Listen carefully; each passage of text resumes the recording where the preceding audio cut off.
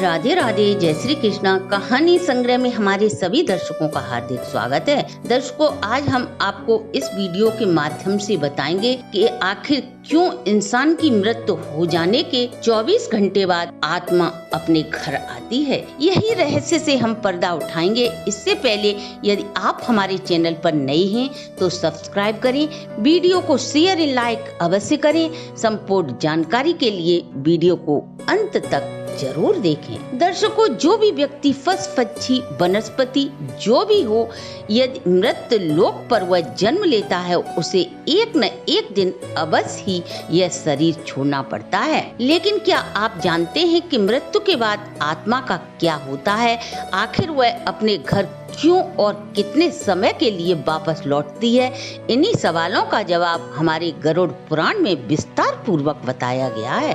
दर्शकों, गरुड़ पुराण के अनुसार यमराज के दूत मृतक व्यक्ति की आत्मा को यमलोक लेकर जाते हैं, जहां उसके पुण्य और पाप कर्मों का लेखा जोखा देखकर 24 घंटे के पश्चात यमदूत उस आत्मा को उसके घर पर छोड़कर चले जाते हैं। दूतों के द्वारा आत्मा अपने परिजनों के बीच इधर से उधर भटकती रहती है और चिल्ला चिल्ला कर अपने परिजनों को बुलाती है, लेकिन उस आत्मा की आवाज उसके परिजनों के कानों में सुनाई नहीं देती। तब वह जोर जोर से रो रो कर विलाप करने लगती है, लेकिन उसकी आवाज किसी को सुनाई नहीं पड़ती। इसके बाद वह अपने शरीर में प्रवेश करने के लिए अपने शरीर की तलाश में इधर उधर भटकती है, और जब वह अपने परिजनों को रोते बिलखते देखती है तो वह और भी ज्यादा बेचैन हो जाती है। लेकिन वह कुछ भी नहीं कर सकती, क्योंकि वह यमराज के फांसों से जकड़ी होने के कारण न तो वह कुछ कर सकती है और न ही उसकी आवाज किसी को सुनाई देती है। गरुड़ पुराण के अनुसार जब यमदूत मृतक व्यक्ति की आत्मा को उसके परिजनों के मध्य छोड़ देते हैं तो उसमें इतनी शक्ति नहीं होती कि वह यमलोक की यात्रा तय कर सके। गरुड़ पुराण के अनुसार मनुष्य की मृत्यु के 10 दिन तक जो पिंडदान किया जाता है उसी से प्रेत आत्मा के शरीर की रचना होती है।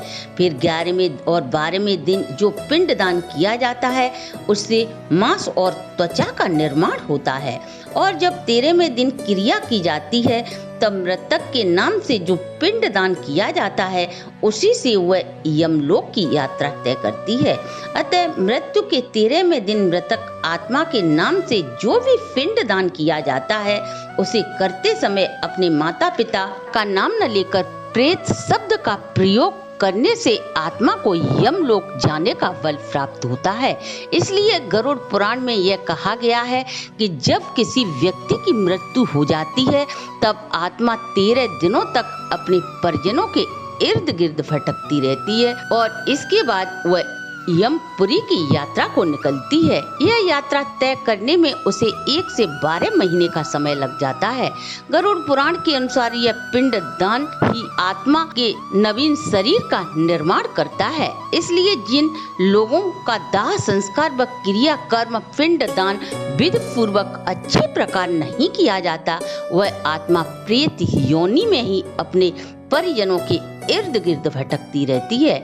इसलिए हमारे हिंदू धर्म शास्त्रों में मृत्यु के बाद 13 दिनों तक आत्मा के शरीर की पुष्टि के लिए पिंडदान अति आवश्यक है। इसके अलावा गरुड़ पुराण में यह भी कहा गया है यदि मृतक आत्मा की क्रिया 13वीं कर्ज लेकर की जाती है तो उसे कभी भी शांति प्रदान नहीं होती। साथ ही जो मृतक के परिजनों को कर्ज देकर 13वीं करने को मजबूर करता है उसे मरने के बाद अवश्य ही यम यातना झेलनी पड़ती है। साथ ही हमारे गरुड़ पुराण में इस बात का भी वर्णन है जो व्यक्ति जीवित अवस्था में रहकर दान पुण्य करता है उसे यमदूत मृत्यु के 13वें दिन बाद यमलोक लेकर जाते हैं तो उसे यमलोक तक की यात्रा करने में किसी भी प्रकार का कोई कष्ट नहीं झेलना पड़ता। वहीं जो मनुष्य अपने जीवन काल में दान पुण्य न कर किसी का हिस्सा हड़प लेता है उसे यमलोक की यात्रा करते समय भयंकर कष्ट भोगते हुए